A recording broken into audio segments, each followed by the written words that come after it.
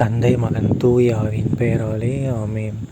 மத்தேயு எழுதிய நற்செய்தியிலிருந்து வாசகம். அதிகாரம் 14, இறைவசனங்கள் 1 முதல் 12 முடிய.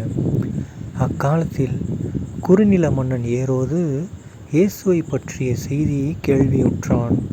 அவன் தன் ஊழியரிடம், இவர் திருமுழுக்கு யோவான்தான். இறந்த யோவானை கடவுள் உயிர் பெற்றடச் செய்தார். இதனால்தான் இந்த வல்ல செயல்களை இவர் செய்கிறார் என்று கூறினான். ஏரோது தன் சகோதரரான பிலிப்பின் மனைவியாகிய ஏரோதியாவின் பொருட்டு யோவானை பிடித்து கட்டி சிறையில் அடைத்திருந்தான்.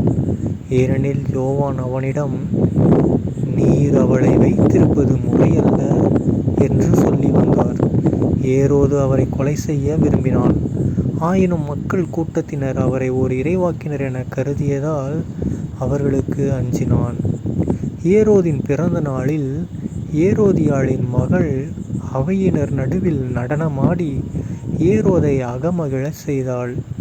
அதனால் அவள் எதை கேட்டாலும் அளிப்பதாக அவன் ஒரு வாக்குறுதியை ஆணையிட்டு அறிவித்தான். அவள் தன் தாய் சொல்லி கொடுத்தபடியே திருமுழுக்கு யோவானின் தலையை ஒரு தட்டில் வைத்து, இங்கேயே எனக்கு கொடும் என்று கேட்டாள். இதை கேட்ட அரசன் வருந்தினான். ஆனாலும் தான் விருந்தினர் முன் ஆணையிட்டதால் அதை அவளுக்கு கொடுக்க கட்டளையிட்டான். ஆள் அனுப்பி சிறையில் இருந்த யோவானின் தலையை வெட்டச் செய்தான். அவருடைய தலையை ஒரு தட்டில் வைத்து கொண்டு வர செய்து அதை சிறுமியிடம் கொடுத்தான். அவளும் அதை தன் தாயிடம் கொண்டு சென்றாள். யோவானுடைய சீடர் வந்து அவருடைய உடலை எடுத்து சென்று அடக்கம் செய்தனர். பின்னர் இந்நிகழ்ச்சியினை இயேசுவிடம் போய் அறிவித்தனர். ஆண்டவரின் அருள்வாக்கு. கிறிஸ்துவே உமக்கு புகழ். அன்பார்ந்த சகோதர சகோதரிகளே, இன்று பொதுக்காலம் 17ஆம் வாரம் ஆகஸ்ட் 3ஆம் தேதி 2024 வருடம் சனிக்கிழமை. இன்றைய நட்சத்திரத்தை பாருங்கள். நம்ம திருமுழுக்கு யோவானுடைய தலை வெட்டப்பட்ட நிகழ்ச்சியை எடுத்துரைக்கிறாங்க. ஓகேங்களா? ஏன்னா அந்த காலத்தில் பார்த்திங்கன்னா நிறைய இறைவாக்கினர்கள் இருந்தாங்க. மேக்சிமம் எல்லா இறைவாக்கினரும் என்ன பண்ணப்பட்டாங்க?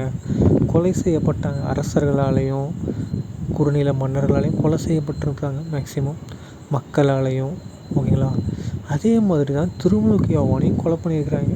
ஓகேங்களா?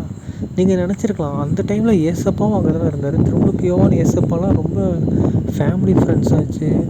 எப்படி திருமுழுக்கு யோவான் தலையை வெட்டுறதுக்கு இயேசு அனுமதிச்சார் அப்படிங்கிற கேள்வி உங்கள் எல்லாருக்குமே இருக்குமே. ஏன்னா லாசர் இறந்தப்போ இவர் உயிர் பெற்றெடுத்து செய்தார் இல்லையா? அந்த மாதிரி திருமுழுக்கு யோவானையும் செஞ்சுருக்கலாம்ல. ஸோ இப்படி நமக்கு நிறைய கேள்விகள் இருக்கும். ஆனால் இன்றைய நற்செய்தி மூலமாக நம்ம தெரிஞ்சிக்க வேண்டிய ஒரே ஒரு விஷயம் என்ன அப்படின்னா, நாம் கடவுளை பற்றின வாழ்க்கை வாழ்ந்துட்டு இருக்கும்போது பூமியில் எத்தனை இன்னல்கள் வந்தாலும் அதை நாம் பொருட்படுத்தக்கூடாது. ஓகேங்களா? அதாவது இறந்து தான் ஆகணும். நீ கடவுளை கீழ்ப்படிஞ்சினா இறந்து தான் ஆகணும் அப்படின்னா அந்த இறப்பை நம்ம ஏற்றுக்கணும். ஓகேங்களா? பட் திருமுழுக்கு யோவானுக்கு இருக்கிற பவரில் அவர் நினச்சிருந்தா என்ன பண்ணியிருக்கலாம்? இவங்க எல்லாருமே காலி பண்ணியிருக்கலாம். ஆனால் அவர் பண்ணல. இன்னொன்று நினச்சிருக்கலாம். அவர் ஒரு வேளை அவர் சொன்னார் இல்லைங்களா, இந்த மாதிரி நீ அவளோட ஒய்ஃபை நீ வச்சுக்கூடாதுன்னு. அதை ஒரு வேளை சொல்லாமல் விட்டுருந்தாலும் அவர் உயிர் பிழைத்திருக்க வாய்ப்பு இருக்குது. ஆனால் நம்ம திருமுழுக்கு யோவான் கடவுளுடைய ஒரே வழியில் நடந்தார், நேரிய வழியில். ஓகேங்களா? அதனால தான் அவர் சாவை துச்சமாக கருதி இருந்தார். ஓகேங்களா? இதே நம்ம ஊரில் இருக்கிற அரசியல்வாதிகள் என்ன பண்ணுறாங்க? இருக்கிறியா இல்லை இது பண்ணிட்டான்னு கேட்டால் என்ன பண்ணிடுவாங்க? அதுக்கேற்ற மாதிரி மாற்றி மாற்றி பேசுவாங்க. அரசியல்வாதி மட்டும் இல்லை, எல்லா மக்களும் அப்படி தான் இருக்காங்க. காசுக்காக சில கூட்டம் ஒவ்வொரு இதுக்கும் ஒவ்வொரு ஆசைக்காக வாழ்ந்துட்டு இருக்காங்க. ஸோ அப்படிப்பட்ட காலகட்டத்தில் நம்ம திருமுழுக்கு யோவான் என்ன பண்ணியிருக்காரு? நேர்மையான வாழ்க்கை வாழ்ந்து உயிரை தியாகம் செஞ்சுருக்காரு. ஓகேங்களா? அதுதான் நமக்கு எடுத்துரைக்கிறாரு. ஸோ நாம் நேர்மை வாழும்போது சாகக்கூடிய நிலமை வந்தாலும் ஒன்றும் பிரச்சனை இல்லை. ஏன்னா இறந்த பின்னாடி பூமியில் மட்டும் தான் சாகிறோம்.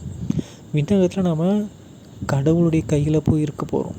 ஓகேங்களா? இங்கே நீ தப்பு பண்ணிட்டீங்கன்னா அங்கே எங்கே போவோம்? நரகத்துக்கு தான். ஸோ சாகிற நிலைமை வந்தாலும் நாம் நேர்மையாக வாழ்வோம். தந்தை மகன் தூய ஆவியின் பெயராலே ஆமென். இயேசுவுக்கே புகழ். இயேசுவுக்கே நன்றி. மரியே வாழ்க. இயேசுவின் இரத்தம் ஜெயம். ஹல்லேலூயா. Praise the Lord.